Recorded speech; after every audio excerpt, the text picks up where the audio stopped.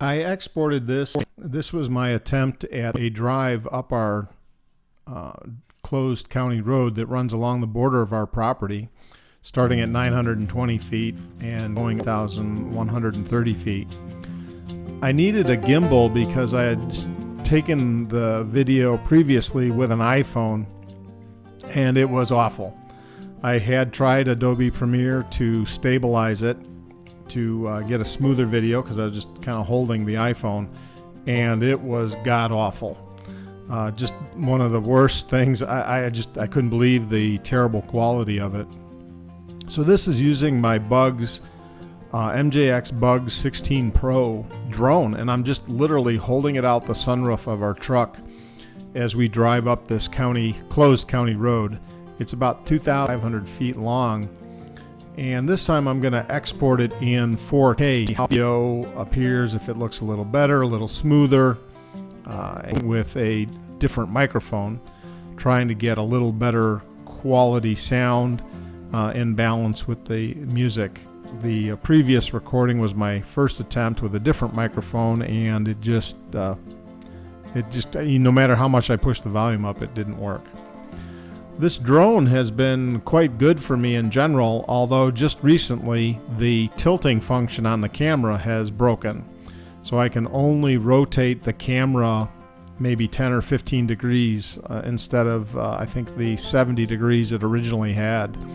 Must have broken a gear in one of my crashes or something. So I can manually set the angle on the Bug 16 Pro camera, but I can't, once it's up in the air, I can't adjust it. So for this, I just set the camera kind of out straight. I rested my hand on the edge of the sunroof and just kept filming. You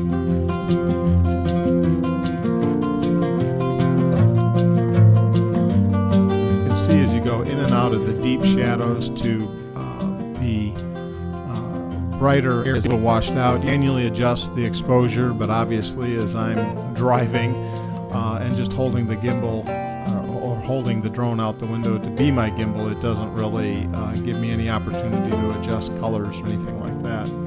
I may try it again in the future. I can get something that's a little more in between quality, but for now this is going to have to do.